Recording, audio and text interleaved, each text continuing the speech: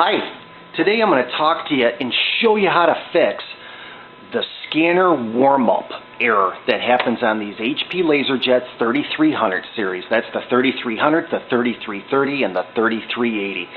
That's where the display lights up and it says scanner warm-up, and the scanning assembly is just sitting over to the right side and it's lit, but it continues to say this and nothing happens. A lot of the guys in the industry will tell you that you need to replace the whole deck assembly with the scanner in it, but that's not the case. What we're going to do, and I'm going to kind of work fast today, but we're going to clean the mirror frame. That's the problem, and there's actually 5 mirrors inside this mirror frame. I'm going to kind of give you just a general idea of how to access this, okay? The camera today, it's really hard to kind of get you in on these views.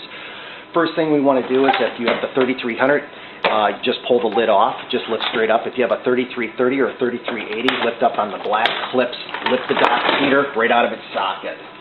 Okay, at this point in time, you're going to want to remove the screws all the way around. And I'll kind of point them out to you.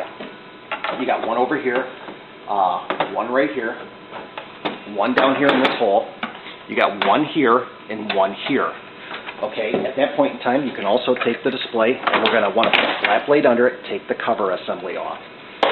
The display won't come out of its socket. You have to actually push it to the right, lift up, unplug it. You're also going to have a couple screws, one here, and one in the middle. You're going to want to remove those also. On the back of the machine, you're going to have to open up the rear door and then capture the screw right in the middle. Okay, what our goal is that we want to remove the glass at the top.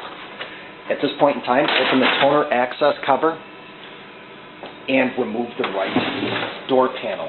Open up the right side, one screw in the gray plastic in the back. The cover plate comes off. At that point in time, you'll have 2 screws right here and here. This is going to remove the bottom cover of the plat, as we call it in the industry. And you got one on each side. You have to repeat this process on both sides.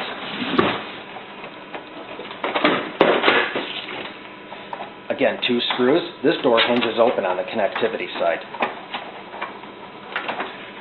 Yeah, this is a really good repair. And so this is such a common problem. Okay, there is one screw that is the most difficult to remove. And without taking apart the whole assembly on this machine, what we're going to do is just use a flat blade, and we're going to remove that front access cover on both sides. And in order to do so, we have to kind of get in here and kind of bend it back. And it's held on with a couple hinges at the top and the bottom. Now, there's one screw right where my finger is. I want to make sure you can see that.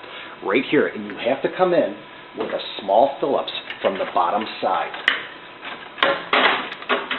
We're going to kind of cheat the system here and not rip apart the whole machine to do this. Otherwise, you actually have to tear this machine pretty far down. This is the last screw that holds the lid assembly on, or the platinum. Again, use a good magnetized screwdriver.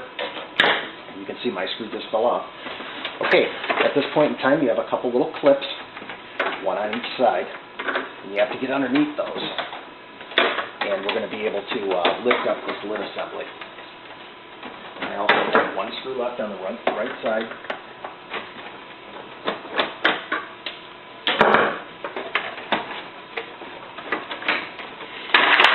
There we go.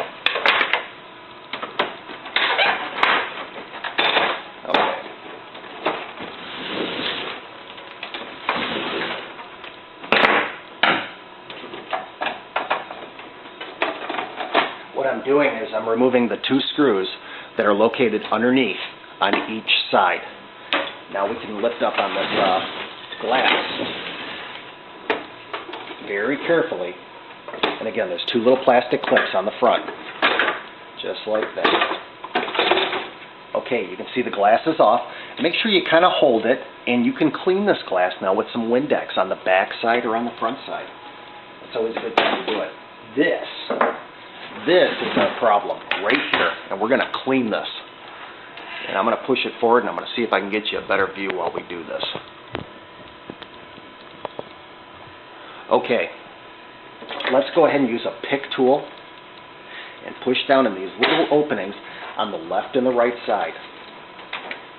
You can see that. See how that just came off? Nice and easy. There's the 5 mirror frames. And what we want to do is use some Windex and some Q-tips and clean these mirror frames really good. Real good. Again, we got one back here, we got one up here, we got one underneath, we got the big one right here with the bulbs in it. And by getting all these mirror frames really clean, we're going to correct that bulb problem that you're seeing. What's happening is the machine is actually looking for a reading from the bulb, and it's looking for density. It's seeing if that bulb's bright enough. And by that bulb, by these mirror frames being really dirty, the machine doesn't think that the bulb is bright enough, therefore it's going into an error. And believe it or not, these mirror frames don't have to get really dirty. They can almost be like a hazy color, and that's all it takes. So I'm going to go ahead and put this back on and kind of put it back together just so we can kind of, give you the general idea on how to do this. And again, you'll put your screws back on. I always like to start with the lid assembly with the bottom first, and then just push it forward. Got a couple little clips on the bottom. And of course, you would put your screws back in at this time also.